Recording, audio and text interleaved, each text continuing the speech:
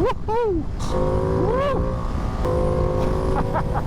I like this a lot. This is just my cup of tea, this. Welcome back to Ducati Bournemouth. Today I'm out riding something very exciting.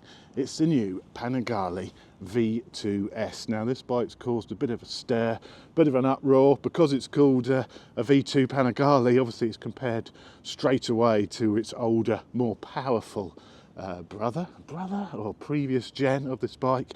Now I'm going to be taking this out for a little bit of a spin. It is brand new, this machine, because these have literally only just hit the dealers, so massive thanks to the guys at Ducati Bournemouth for letting me loose on their new baby. The key things with this machine which Ducati have changed is, of course, it's an 890cc 90 degree V-twin, so it's now a 90 degree V-twin. It's no longer an L-twin, and of course it's a lot less power than the old bike, but it's more of a road machine. It's got more road-based ergonomics and everything, so I'm really interested to test this bike out. So if you're interested in the new Panigale V2 and V2S, then this is the video for you.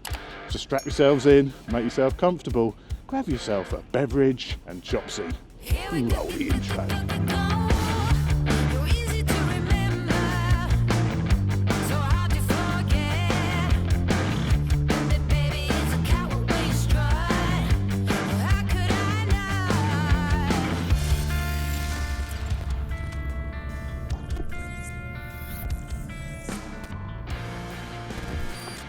So key stats with the new V2S. The main differences on this machine is, of course, that engine. This is the brand new 890cc V2 which Ducati have produced. So this is only 120 horsepower. He says only 120 horsepower. That's absolutely fine for road riding, isn't it? It's no longer a Desmo, so this has valve springs, which the purists won't like, of course. I think this is one of the only V-twins Ducati's ever produced which doesn't have a Desmo head. So this has got valve springs, but what that does mean is 30,000 mile valve checks and 9,000 mile service intervals, so that's quite a nice one. The inlet is now got variable valve timing, so there's variable valve timing on the inlet, which isn't set to activate at a certain rev range. It basically, the engine controls when it's going to cam it up, if you like. So I've heard it's meant to be a little bit like a two-stroke, but we'll see. But the big thing about this bike is the weight. It only weighs 179 kilograms, which I think is ready to ride but without fuel, so she's nice and light. It's 9.4 kilos lighter than the engine in the old Panigale V2, and it's 5.8 kilos lighter than the Testa Stretta engine, which is the engine actually in the hypermotard behind me. This bike will cost you, the S version is 16,995, but it starts at 14,995 for the non-S. The S, of course, you get the Öhlins suspension, Öhlins rear shock. But anyway, that's enough waffle. Let's jump on, see how she rides. First impressions, bear in mind I am 6'2" and a 20 stone fatty, is it's a nice position. It's a comfortable position. It feels a bit like sort of the RS 660, even though these bars, everyone can tell how wide they are. They look really wide. They're sort of almost sort of naked, you know, it's so wide, almost sort of naked width, and that's just really comfortable. Let's fire her up. Ooh, oh, I can feel that bit of thumping through the bike, bit of heat. Hang on a minute, that's a fuel gauge. That's a fuel gauge on a Panigale.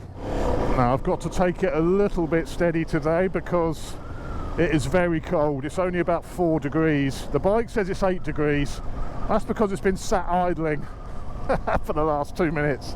It's about 4 degrees today, so it is nippy. So, and I noticed it has got a heated grip button, but I don't think they're connected. That's obviously an optional extra, but there is a button for heated grips at the top here. Let's just push them again in vague hope that they might be fitted.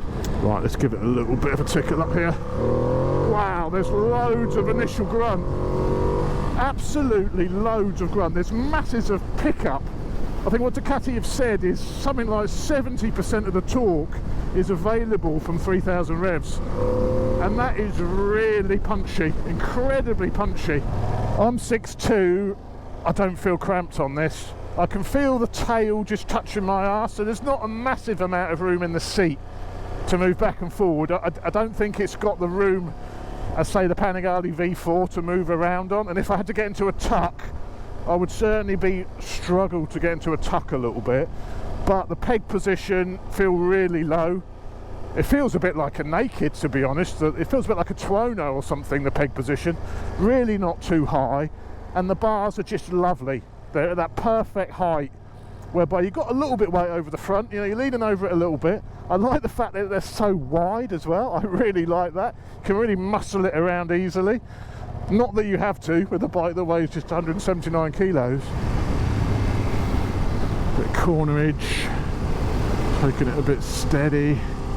Yeah, it turns in lovely, turns in really nice. And the feel from the bike, I can feel, there's, you know, there's some vibrations. You've got your V2 vibes, you can feel it through the bars, you can feel it through the bike. You know, it's not absolutely smooth, it's a V-twin. They're not, you've got that bit of character there, but it's not, the vibrations are pretty good. 30 miles an hour, 4th gear, 2,500 revs, or just under 3,000 revs. The engine's perfectly happy to do that.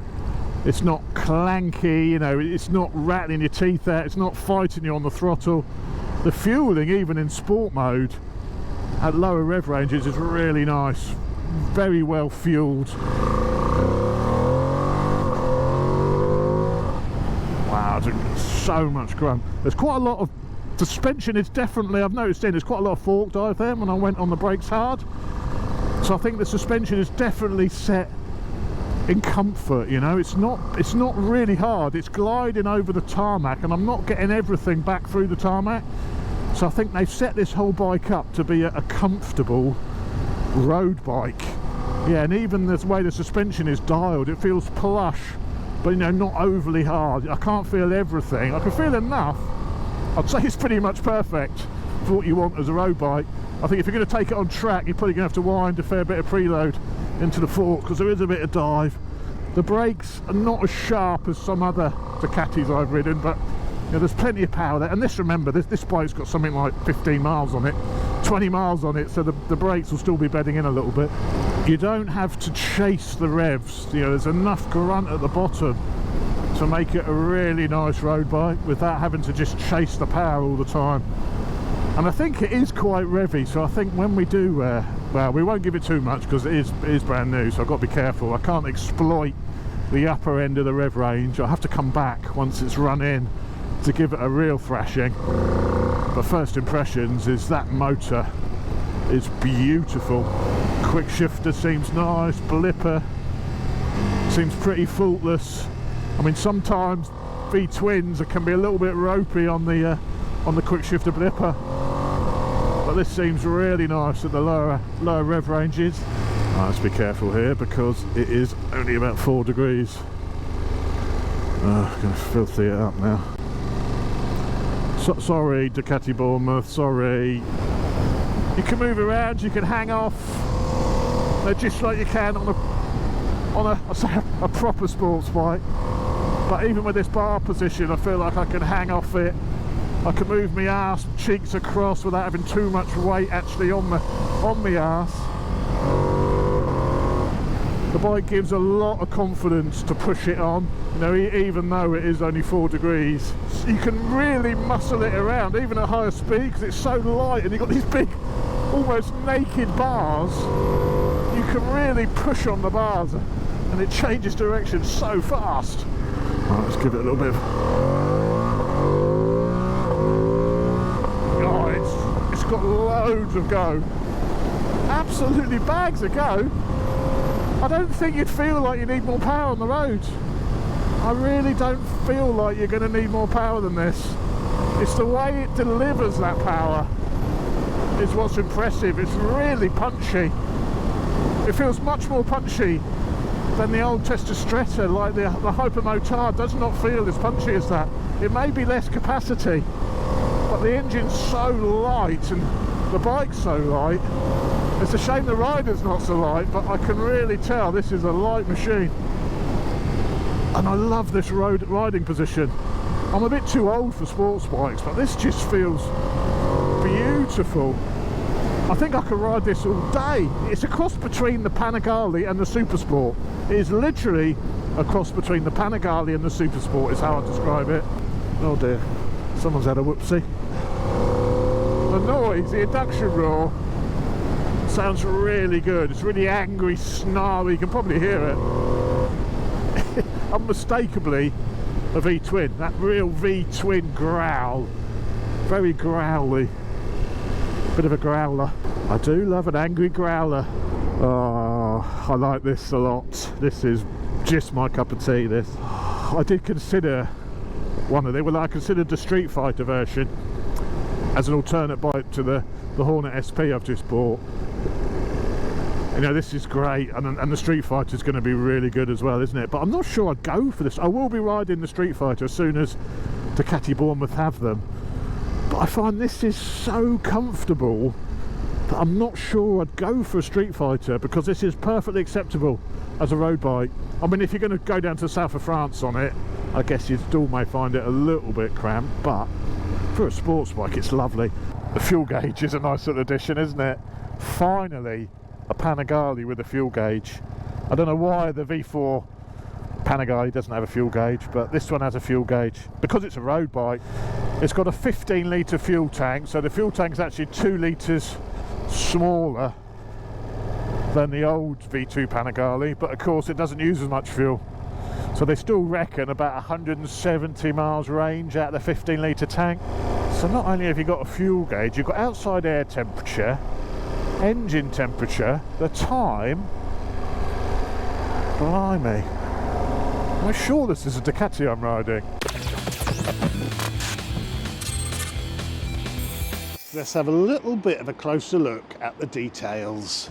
So up front we've got M50 calipers, so not Stylemas, M50, so there's a little bit old tech I suppose on the calipers, and then you've got the gorgeous Öhlins suspension on the S model. Plastic mudguards, no longer on S models do you get all the carbon goodies that you used to. Also the wheels are not Marchesini wheels, they're just normal, well, forged, they're not even forged wheels, they're just normal cast wheels. There is that front end, looks absolutely gorgeous, you know, unmistakably a Panigale from the front. I love how this has evolved, this front end. It just looks really mean. I really do like the new lights and everything. The fairing is also quite styled with scoops and air outlets, and then you've got the exhaust sort of coming under the bike. Massive, obviously, catalyst box in it. You know, there's no choice these days. You have to have great big exhaust like that. And what Ducati have done, their pipes actually look a bit like the wheelbarrow system. You know, the really expensive Aquapovic extras, because these are standard. Bit of MotoGP meshing in the end as well. So I do like that exhaust setup, but it does look a little bit factory stock, doesn't it? You know, with your steel pipes. So it looks a little bit There is no longer, you know, a single-sided swinging arm. It's like the V4S, you know, they've gone for the similar design with the swinging arm now, which I don't mind. It's always nice to have a single-sider, isn't it? And it does look better, but it's certainly definitely growing on me now, this sort of swinging arm design. I like it now. The back light looks mean. Look at those LEDs on the back there. The back end looks really cool, actually. You know, once you get a tail tidy and lose all this, and the whole rear seat cowl, I like that as well. As I say, the S version does away with the pillion. So there's no pillion facilities on the S. You have to buy that as a separate thing if you want it. Öhlins rear shock.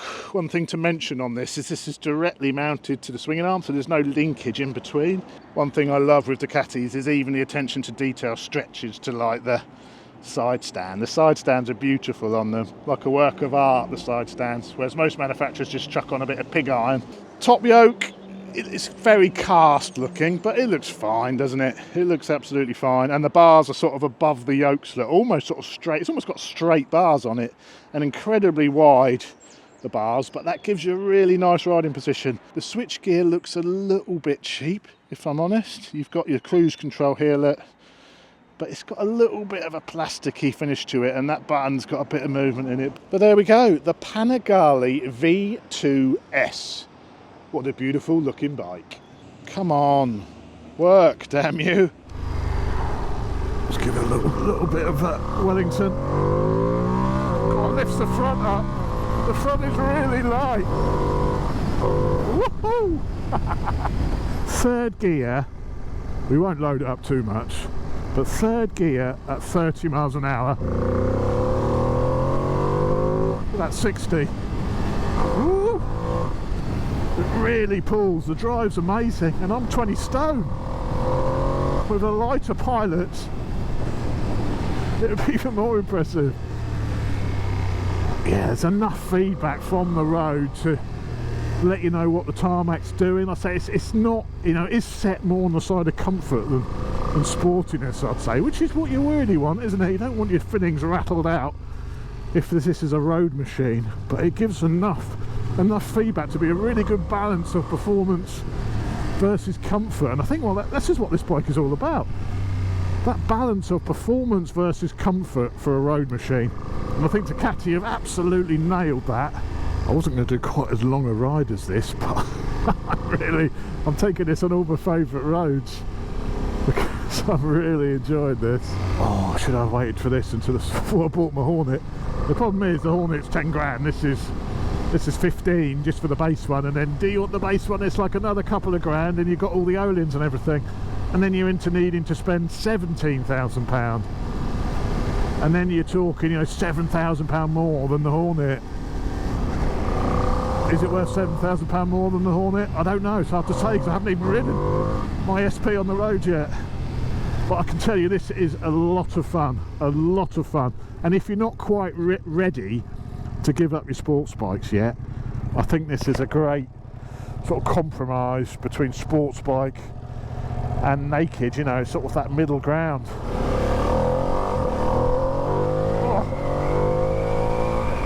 Even changing gear at 6,000 revs absolutely flies. And this road is terrible. This road here is so bumpy and awful, you know, you literally get your feet shaken out on most bikes down here. So this is a really good test for the suspension on this bike, and you can see there seems like there's loads of travel. It's very plush, and I think that is what the O-lins brings, isn't it? It brings plushness. This is a lovely, I'm going to say this is a terrible bit of road, and it's perfectly acceptable on this suspension dealing with it. So the brakes feel, they're okay. There's not masses of bite and power there, but they're good enough. Yeah, it goes. It absolutely flies. That bottom end of the rev range, it's brilliant, and it doesn't feel, when I've been riding like let's take the Hyper Motard as an example. As that bike's evolved over the years and the Euro emission stuff's got more and more stringent, as I've ridden that bike every year, and they've had to, like, you know, change the engine to be Euro 5 plus, it's lost a little bit of that low down grunt every year because they've had to make it leaner and leaner and leaner. Because this is a whole new engine designed from the ground up, you know, to be Euro 5 plus, it feels more urgent at the bottom. A lot of the like the old school V-twin Ducatis, they've lost so much at the bottom because of the Euro strangling, and they're so lean. But this one doesn't feel like that. This is fueled much nicer from stock because the engine's been designed, I guess, from day one to meet those emission controls and above, you know, when it gets even more stringent. So that really shows through. The fueling is beautiful low down, and normally you'd be getting to sort of 4,000 revs until the bike really does anything at all, but it's not like that. So that is impressive. Oh, let's have a little bit of a tickle down there. I'm so lucky that it's dry. It may be cold, they may have brand new tyres on. I love the fact that over crest you could crack the throttle and it will lift the front wheel. We'll try and lift the front wheel. That's how much power it's got. You know, it's got power to lift the wheel when you want over crests, and that's what makes it exciting.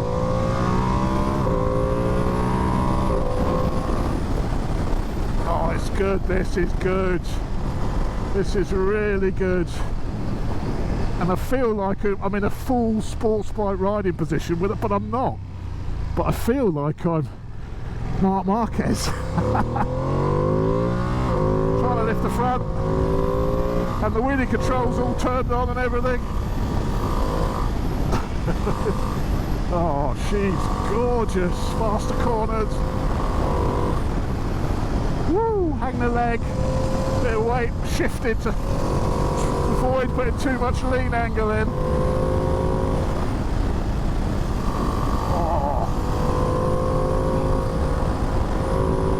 love it. With that new engine, because it is now valve springs and no Desmo, as I mentioned at the beginning, it's 30,000 kilometre valve checks. So that's what the non-Desmo brings. It gives you that range, you know, without having to get it serviced and stuff, which is a big expense. And because this bike, you know, redlines at 10,000 revs, it doesn't need to be Desmo because it's not designed to rev. You only need the advantage of the Desmo stuff is it keeps everything in check when the revs are really high. Right, let's have another little play. So I can't absolutely rev it out because it is being run in, so I have to come back and do that. But you don't need to, because it's got that grunt. You don't need to rev it out. It doesn't feel like you're short on power because it picks up so quick. Woo! Oh, thumbs up. Oh, it's a lot of fun. And this is what I love, you know, you can go quick, you can push it on the road in comfort. And I feel like I'm working the bike, even though I'm not. I'm changing gear at 7,000 revs. I feel like I'm working the bike out. Woo! Woo! The wheelie control is really smooth. It doesn't just cut it. Even with the throttle wide open then, it's sort of lowering the bike down nice and gently. So sophisticated, so sophisticated. I was cold, I'm not cold anymore. I'm all warmed up. She has warmed me up and I can't feel any heat. That's an important point. I can't feel any heat through the seat, through my legs. And if I was on the V4, I'd be feeling a little bit of heat now. There'd be heat in the seat, there's nothing. Let's take this fella, turn on the brakes. The brakes are getting better as I'm riding it. There's quite a lot of control on the front brake actually. I have been a little bit premature in my comments. It wants to pick the wheel up about 6,000 revs in second. But just the way it accelerates without actually thrashing it. Blip is really good. Ooh, power! Sounds amazing. Unmistakably a V-twin. Oh, that was great fun. That is great fun. Woo. Oh shit, 9 miles range now. We've got to get to a petrol station sharpish. So any negatives I can point out, I think the switchgear feels a little bit cheap, or looks a little bit cheap, and some of the buttons are a bit, you know, on off. It feels a little bit cheap, the switchgear, if I'm honest. I can't think of any other negatives though from this sort of short ride. I love the feel of the engine through the bike. It still feels very much like a V-twin. Thanks buddy, cheers, appreciated. Now to ride it, I can't sort of think of any niggles really. The riding position is perfect, the seat is nicely padded. It may not be very wide, you know, I've got a big arse, but I am 90% supported by the seat. It's a little bit locked in, there's not masses of room to move back and forward, but I am 6'2", 20 stone, so you know, what do you expect?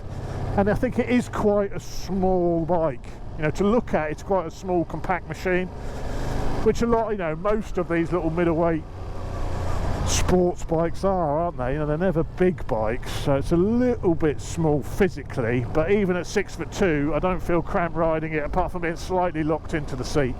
So the bars feel perfect. I've not really got much weight on my wrists at all, probably sort of 10-20% weight on the wrists, if that, 10% let's say, but enough there to feel what's going on through the front wheel. There's nothing not to like really, I guess, apart from the price tag.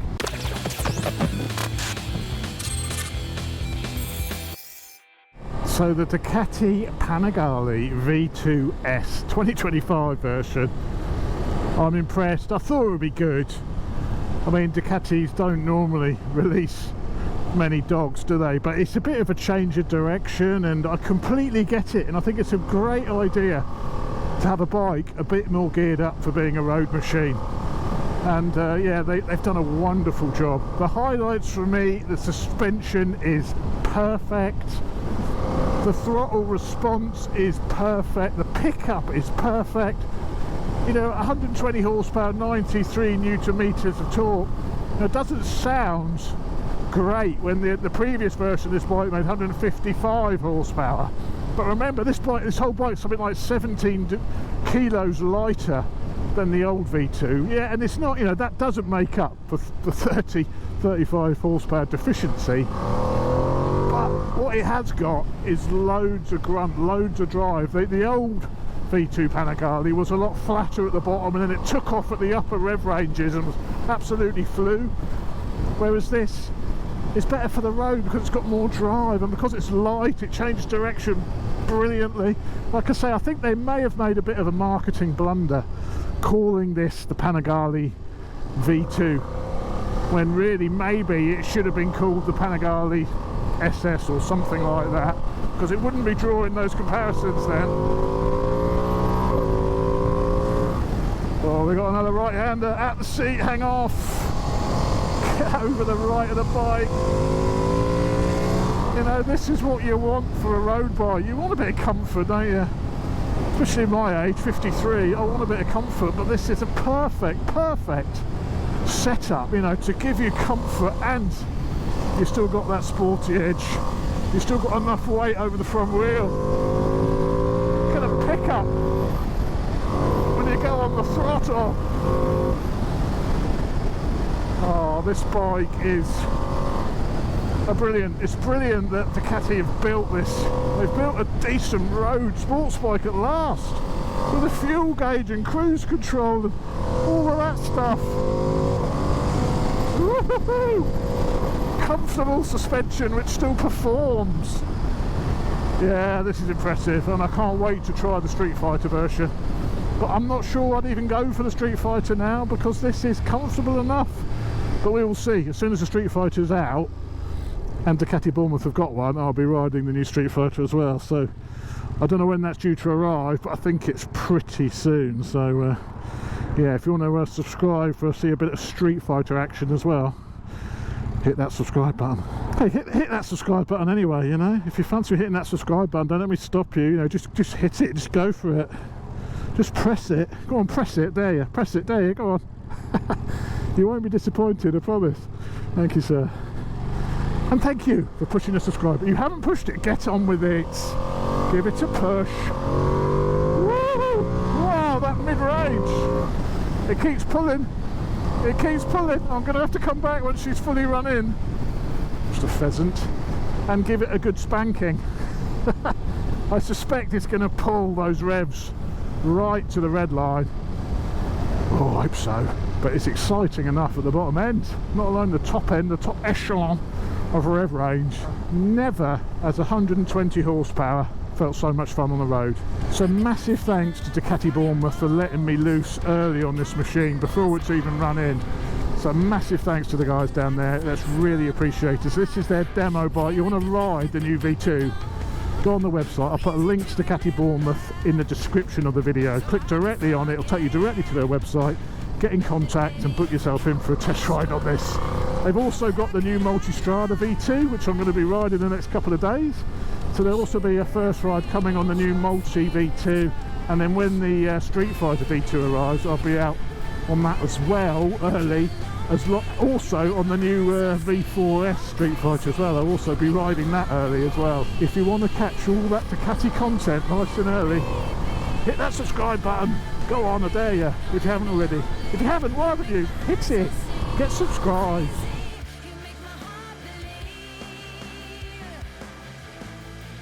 .4 miles range. There's a petrol station, I think, about 5 miles away. This is going to be tight. 2 miles range. 2 miles. There's a petrol station up here in a minute. But it's going to be tight. Ah, there we are, petrol station. 1 mile left on the clock. Oh, looks like a little hole. Let's see how she fills. Actually, I I'm going to put super in. I'm going to go super. It deserves it.